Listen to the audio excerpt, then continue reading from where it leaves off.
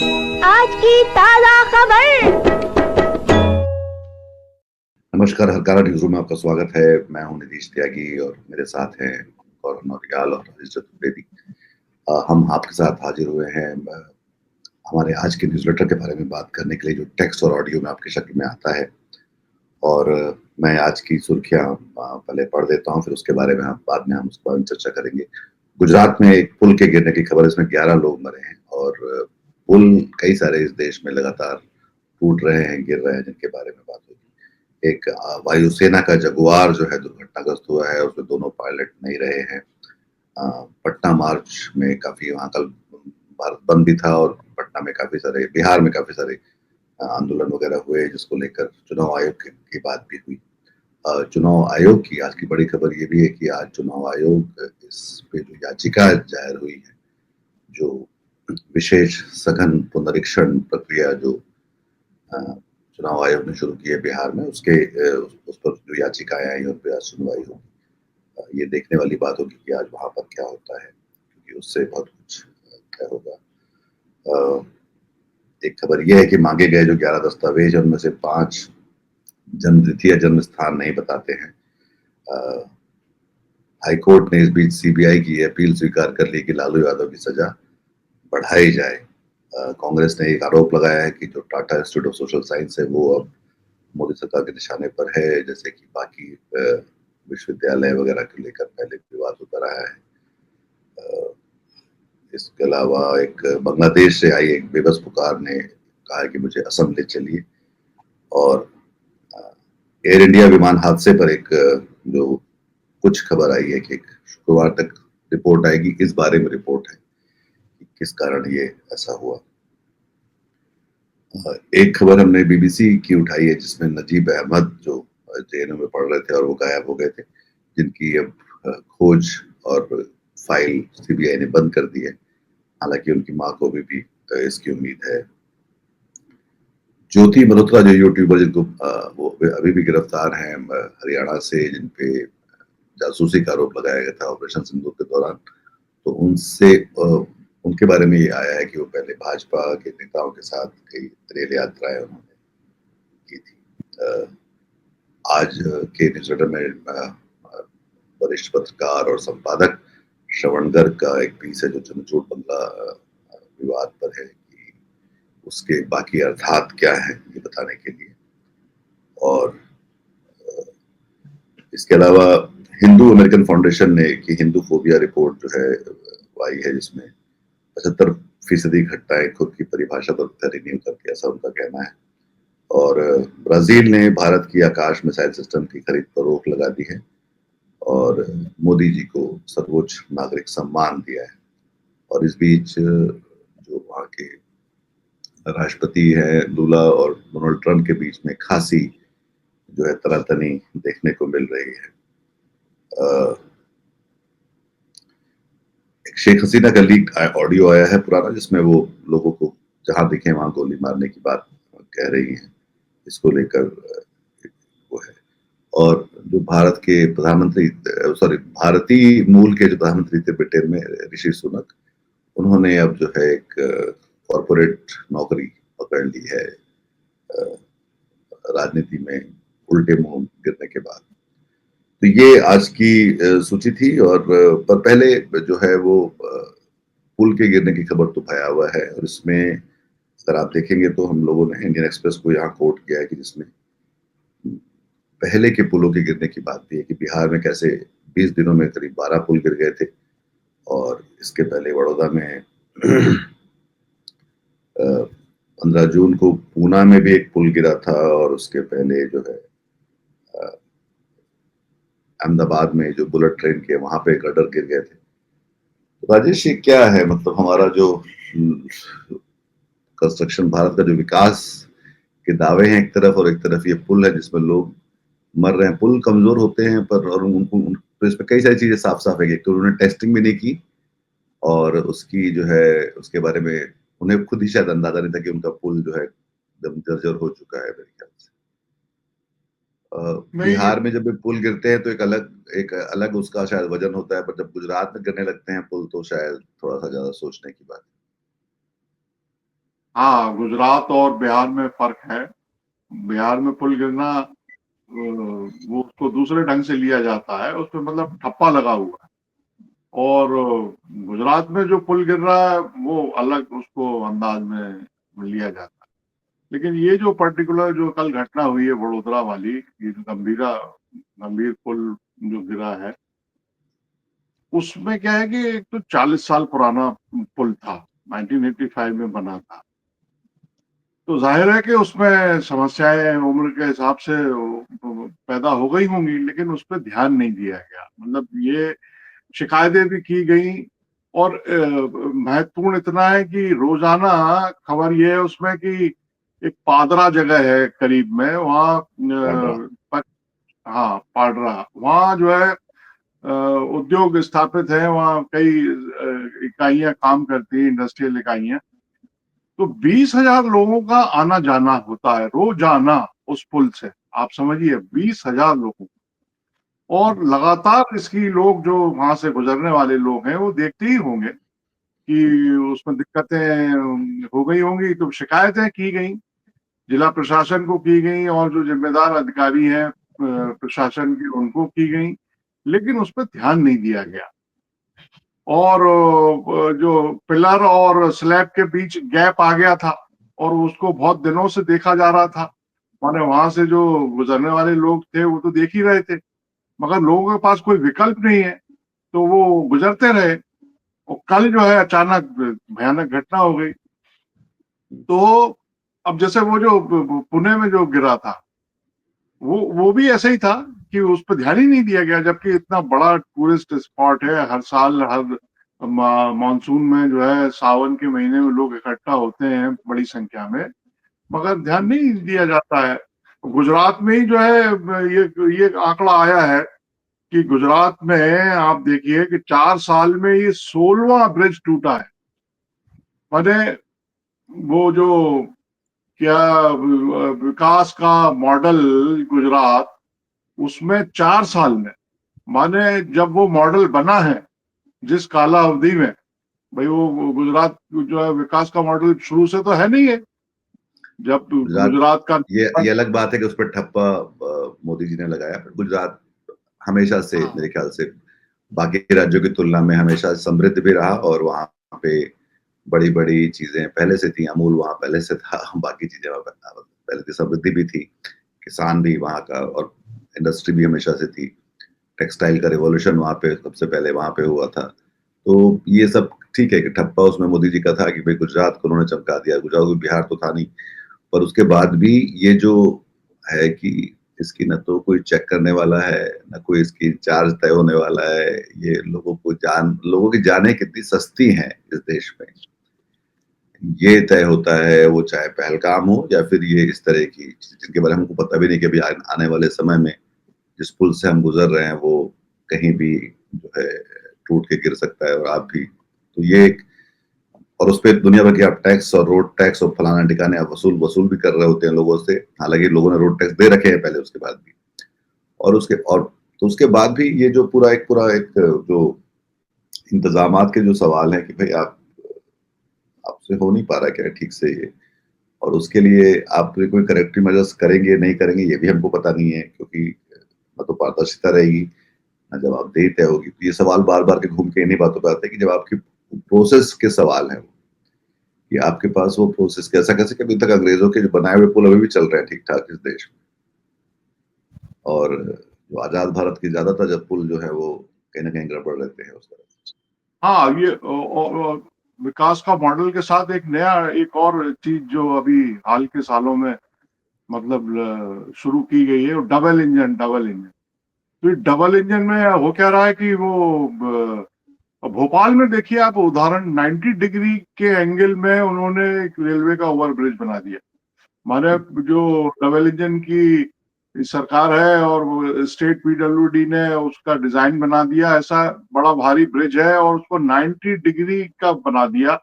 मतलब आप कल्पना कीजिए कि अब कल ही खबर आई है कि साहब इंदौर में जो है जेड शेप में ब्रिज बना है, और उसमें दो 90 डिग्री के मतलब मोड़ बना दिए गए, समकोण के दो मोड़।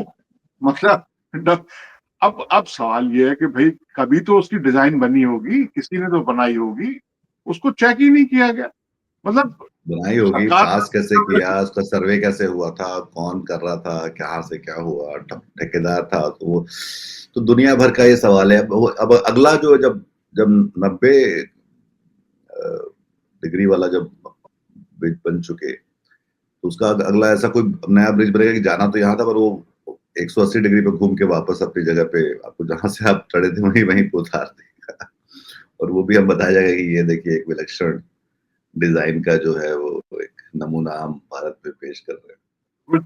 गुजरात में ही पिछले साल को एक बड़ा भारी ब्रिज गिरा था ना, मुझे नाम याद नहीं आ रहा, वो बड़ी दुर्घटना हुई थी गुजरात में ही। क्या मोटेरा कौन सा पुल गिरा था वो कई सारे लोग उसमें हलाक हो गए थे, खत्म हो गए थे। तो मतलब अब ये 4 साल में मतलब 16वां ब्रिज टूटा है गुजरात में ही। गुजरात अकेले में 4 साल में 16। और ये तब हो इसको रहा है जब हमारे पास देश में ब्रिज बनाने के लिए स्पेशल एजेंसियां हैं जो बाहर के ठेके भी उठाते हैं। ऑस्ट्रेलिया ऑस्ट्रेलिया जाके भी उत्तर प्रदेश सेतु निर्माण निगम एक है, वो ऑस्ट्रेलिया जाके भी टेंडर उठाता है, उसकी ब्रिज बनाने में ही एक्सपर्टीज है, फिर ब्रिज के मास्टर हो। ये तब होता है, हो रहा है। मतलब पिछले साल भी हमने देखा है 20 दिनों के भीतर 12 पुल निकल गए थे बिहार में, जबकि हमारे देश में एजेंसियां हैं जो ब्रिज बहुत बेहतरीन बना सकते हैं। ऐसा नहीं है कि हमारे पास कोई वो क्षमताएं नहीं है। तब हम ये सब देख रहे हैं लगातार, केवल मरम्मत न होने की वजह से जगह जगह। जी। उसके बाद हम आगे चलते हैं सुप्रीम कोर्ट में, जो आज बिहार को लेकर सुनवाई होने वाली है।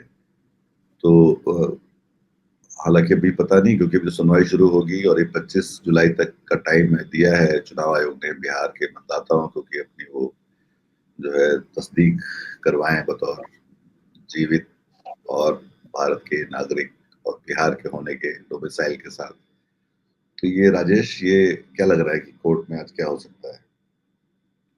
अब कोर्ट जो है यही तय करेगी कि इस जो प्रोसेस शुरू किया है इलेक्शन कमीशन ने उसको जारी रखा जाए या उस पर रोक लगाई जाए। बस दो ही ऑप्शन है इसमें कि मतलब इतने कम समय में ये हो सकता है कि हो सकता है। और जो दस्तावेज मांगे गए हैं, जैसे वो खबर जो एक आई है नई कि भाई उन्होंने 11 दस्तावेज जो मांगे हैं उनमें से 5 ऐसे हैं मतलब जो दर्शाते नहीं है जन्म तिथि और जो स्थान है जन्म का उसका जिक्र ही नहीं है।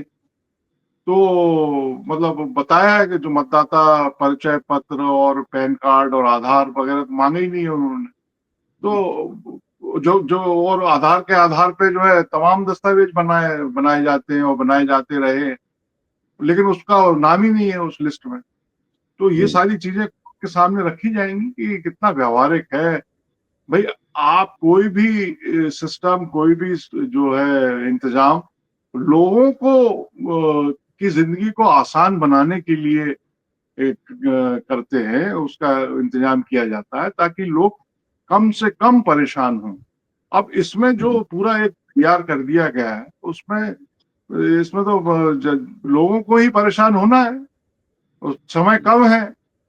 चलिए मान भी लिया जाए कि आप बिल्कुल शुद्ध भावना से काम कर रहे हैं, लेकिन आपने जो पूरा एक खाका तैयार किया है वो लोगों को भ्रम में डालता है, परेशान करता है और ये शंका पैदा करता है कि वो पता नहीं कल मतदाता सूची में रहेंगे कि नहीं रहेंगे, और फिर उसके बाद उनकी नागरिकता पे सवाल खड़ा होगा कि नहीं होगा। मतलब पूरा जैसे वो इलेक्शन का जो ऑफिस है स्टेट का बिहार का, उसने जो विज्ञापन जारी किया और फिर इलेक्शन कमीशन ने उसी दिन सुधार कर दिया अपने हिसाब से। सुधार क्या कर दिया, उसने कहा कि नहीं भाई वो उसी हिसाब से काम होगा।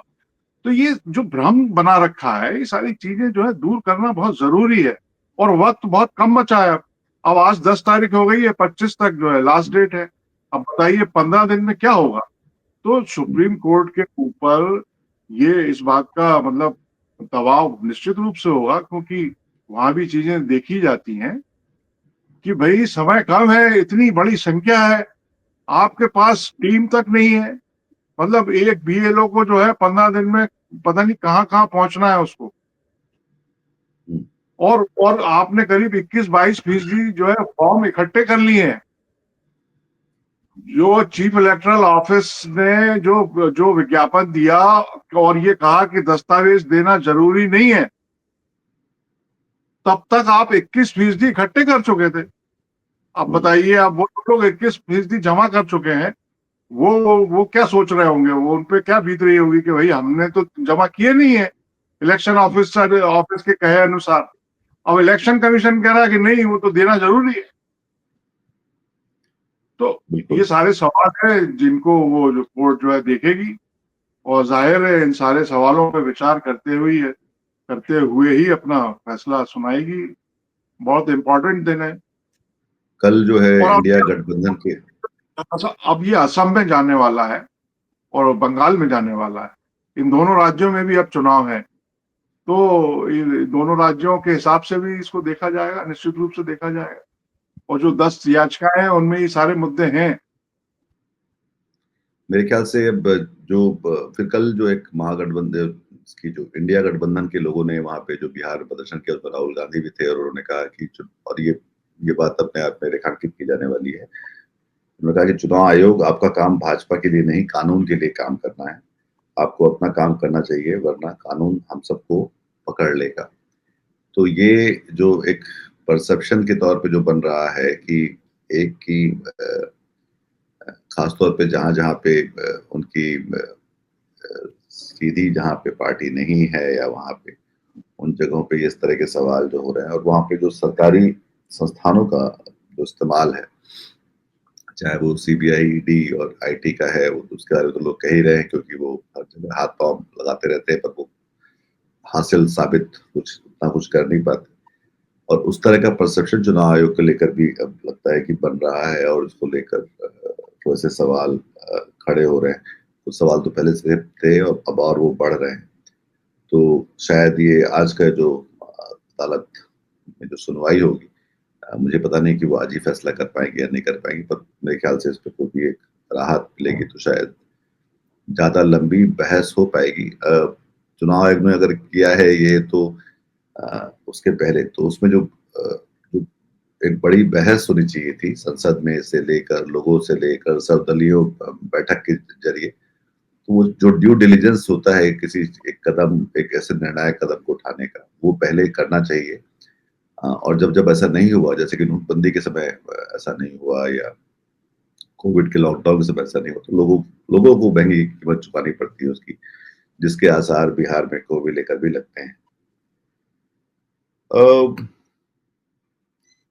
जहाज एक एयरफोर्स का गिरा है गौरव, तो इसमें क्या निकल कर आया?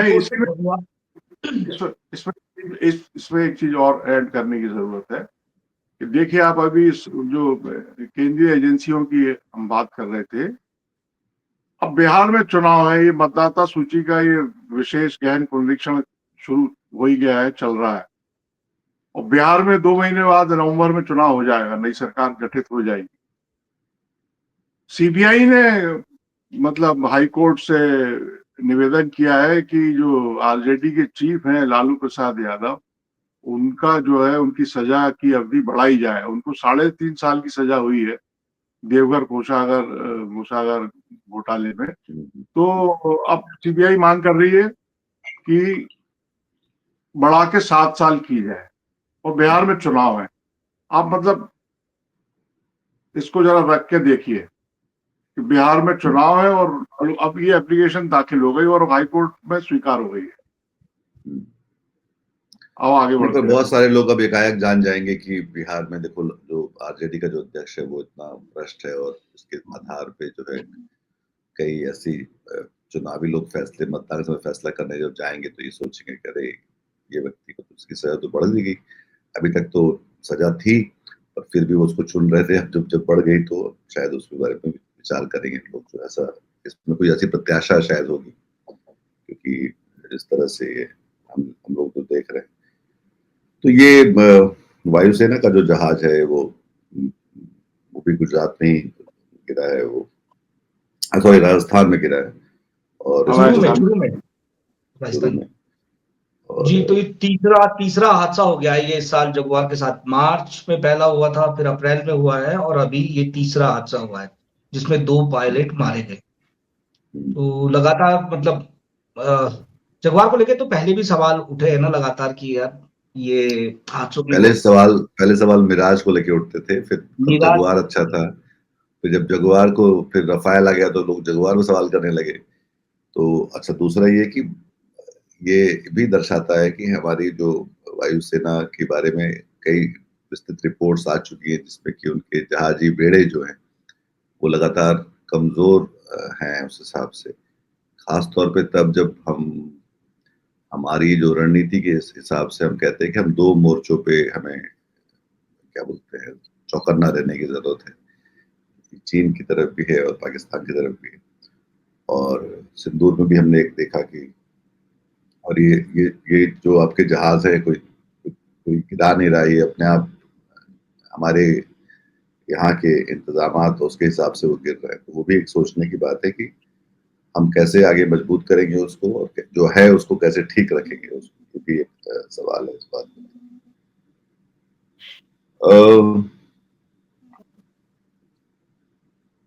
टिस को लेके कांग्रेस ने आरोप लगाया है कि सारे संस्थानों को जिस तरीके से बर्बाद किया गया, टिस का भी नंबर है। तो इस पे भी गहमा गहमी चल रही है। टिस बहुत चुनाव आयोग महत्वपूर्ण का हम लोग जो संस्थान है। बात कर रहे थे उसमें राजेंद्र हड़प्पा का जो कार्टून है वो बहुत ही काबिले तारीफ है कि जिसमें उन्होंने चुनाव आयोग को एक बुलडोजर में बदल दिया है। और वो उसको अगर आप स्क्रीन में दिखा सकते हो तो कि कैसे मताधिकार की इमारत पे जो है चुनाव आयोग जो है बुलडोजर लेके चढ़ गया है, जो कि ये सबसे इस समय का सबसे बेहतरीन एक संपादकीय टिप्पणी की तरह है जो इसको थोड़ा सा रुक कर देखना चाहिए और उसको थोड़ा सोचना भी चाहिए। राजद हमारे समय के सबसे अच्छे कार्टूनिस्ट में से एक है और वो लंबे समय तक हम खुद जनसत्ता के समय से देखते रहे हैं। तो वो ये उनका कार्टून है जो कि बहुत दिलचस्प है। नजीब अहमद के बारे में जो बीबीसी की एक बहुत ही मानवीय जो एक स्टोरी है कि वो जिसमें उसकी मतलब एक तरफ सीबीआई जो है कह रही है कि वो लालू यादव की सजा बढ़ाई जाती, पर वो कह रही है कि नजीब अहमद को पकड़ नहीं जान पाएगी, उसके वेयर अबाउट्स कहाँ हैं, जबकि वो जेएनयू में थे। और जिन दिनों की बात है उस समय वो एबीवीपी के साथ वहां पे कई सारे संघर्ष चल रहे थे बाकी लोगों के। तो उनको लेकर अभी तक कोई सुराग कहीं कुछ है नहीं। और वो सीबीआई ने उस पर हाथ खड़े कर दिए कि भाई हम नहीं ढूंढ पा रहे या हम नहीं बता पाएंगे कहाँ पर है। उनकी माँ का एक लंबा इंटरव्यू है इसमें। श्रवण जी ने जो हमारे यहाँ चंद्रचूड़ बंगला विवाद पे एक टिप्पणी लिखी है कि ये जो मुख्य न्यायाधीश है जिनसे बंगला खाली करने की बात की जा रही है कि भाई, और वो अपना अभी तक सीजीआई के बंगले में, जबकि बीच में एक मुख्य न्यायाधीश आके चले भी गए, पर उसमें उनकी गुहार ये कि हमारे बच्चे जो हैं वो उनको जो सहूलियत चाहिए उनमें से शायद विकलांग हैं उनके बच्चे, तो उनको लेकर वो एक एक बात रखी जो कि दिलचस्प है। उनका ये कहना है कि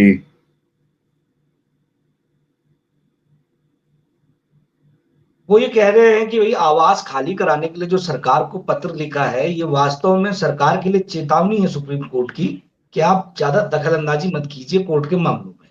लब्बो लुबाब मतलब उनके नहीं, पर उसमें जो सबसे बातों अच्छी का। बात यह कि जो वैकल्पिक बंगला उनको मिलता जो उनके एंटाइटलमेंट के तहत, वो भी बनाने में 8 महीने, उनको उसकी मरम्मत करने में, उसको उनके तैयार करने में 8 महीने लग गए, पर फिर भी वो अभी तक वो कर नहीं पाए। एक ये भी दिल्ली में राजधानी में सरकार की जो क्षमता और जो इसको बोलते हैं कि कॉम्पिटेंस, दोनों को लेकर जो सवाल है वो भी इसमें से लक्षित होता है कि भाई सरकार चलाने का मतलब ये जो हम लोग हर तरफ जो है देख रहे हैं कि जो इतने जो सारे पुर्जे ढीले क्यों पड़ते जा रहे हैं सरकार के, चाहे वो पुल को लेकर हो या एक मकान की मरम्मत को लेकर इसमें सीजीआई को रहना है, वो भी नहीं हो पा रहा है। फिर उसके बाद क्या बोलते हैं, ये तो है ही कि आप जो न्यायालय जो उनकी जो अपनी स्वायत्तता है उसको लेकर आप कहीं मजे में उसको ले रहे हैं, क्योंकि ऐसा पहले भी ऐसा हुआ जब वहां पर जो बाद में राज्यसभा में चले गए जो पूर्व सीजेआई थे, जिन पर एक गोगोई वहां के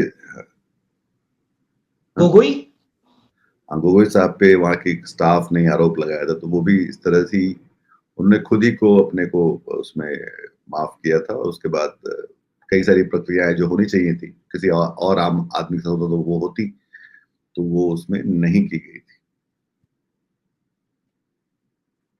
राजेश कुछ कह रहे हैं?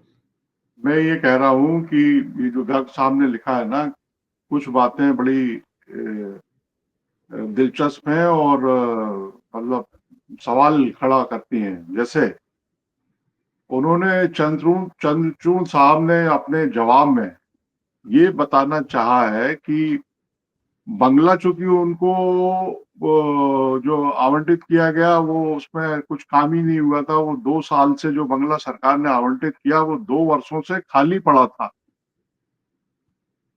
उसमें काफी मरम्मत की जरूरत थी। और उन्होंने ये कहा है कि सामान हमारा पैक्ड है और ठेकेदार का ओके मिलते ही हम उसमें शिफ्ट कर जाएंगे।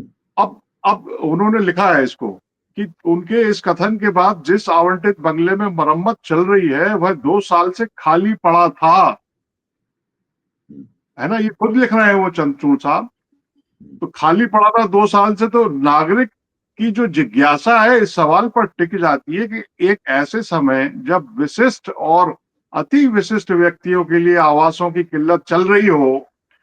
पिछले साल क्या है कि इन्हीं दिनों जो है, इन्हीं महीनों में करीब 200 पूर्व सांसदों को बंगले खाली करने के लिए नोटिस जारी किए गए थे। इस रोशनी में वो ये कह रहे हैं कि इसने वीवीआईपी इलाके में 2 साल से कोई बंगला खाली पड़ा हुआ है, वो भी पॉश लुटियंस जोन में।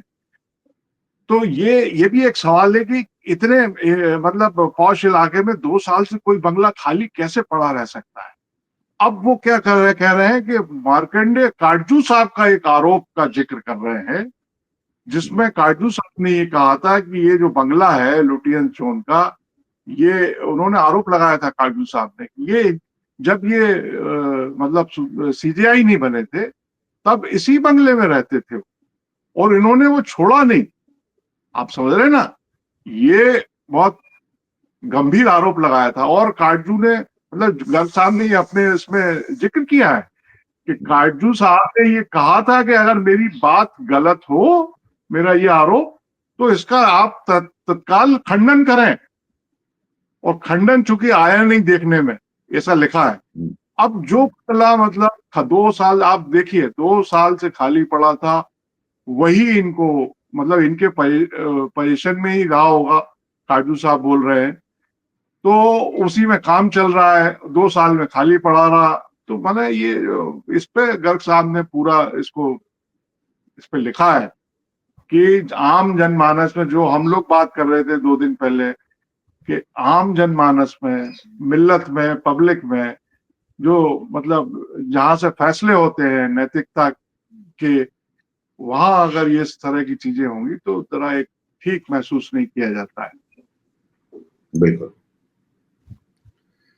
इसके अलावा जो है वो इसके बारे में हमने बात कर ली, और ज्योति मल्होत्रा को लेकर एक ये जो खबर आई द हिंदू में कि वो भारतीय जनता पार्टी के नेताओं के साथ वंदे भारत ट्रेन में भी वो यात्रा कर रही, तो केरल में लेकर इसको।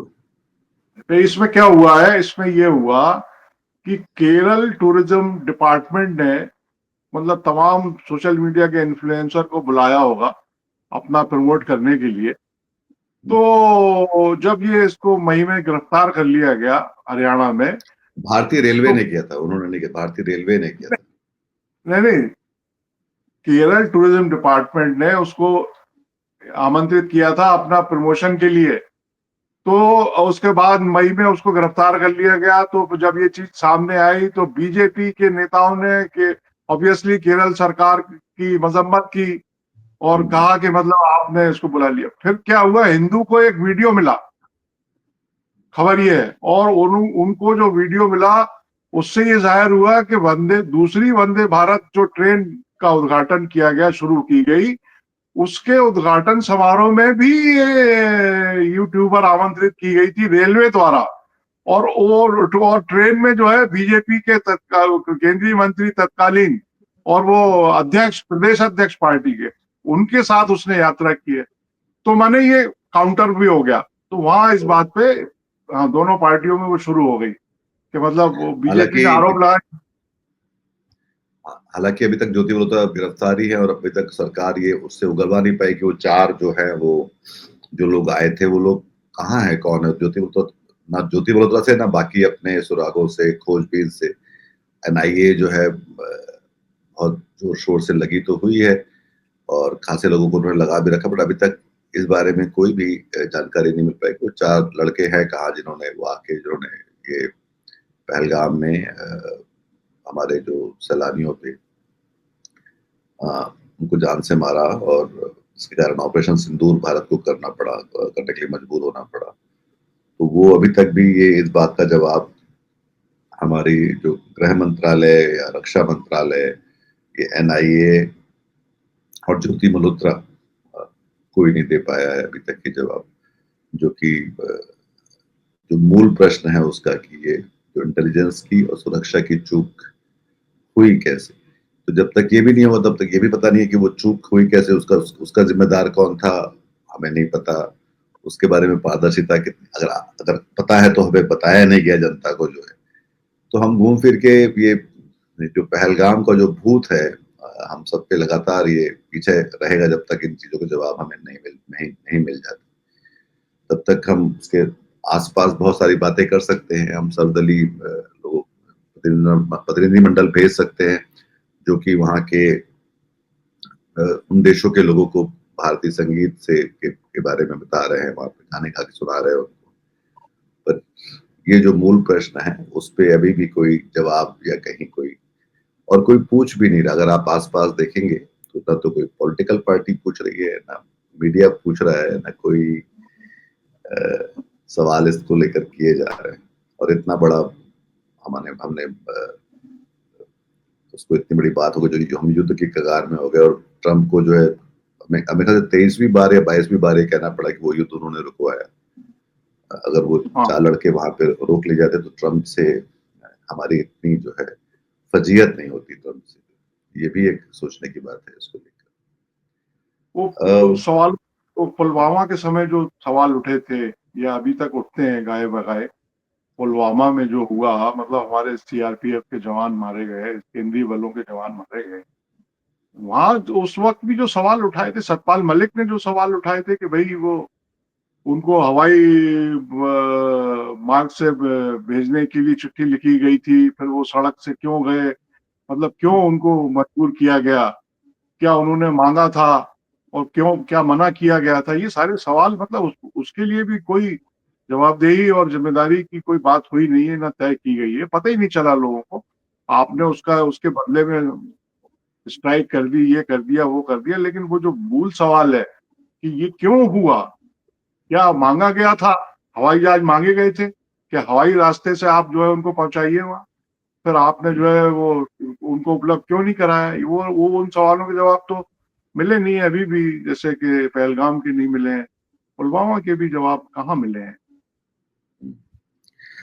तो आज का ये चर्चा हम लोग यहीं पे खत्म करेंगे और उसके बाद मेरे ख्याल से वो कार्टून जो है अपने जहन में रखिएगा। हमें लगता है कि सुप्रीम कोर्ट के लोगों को भी वो कार्टून जरूर देखना चाहिए, ताकि वो एक तो उसकी जो सारा विरोधाभास, विडंबना जो हमारी है इस समय के देश की और हर बिहारी मतदाता के जहन में जो है वो उसका ख्याल रहे और उसमें कुछ आगे चीजें उस तरह से बढ़ सके जो समाधान की तरफ ले जाती हों, समस्याएं बढ़ाने की तरफ नहीं।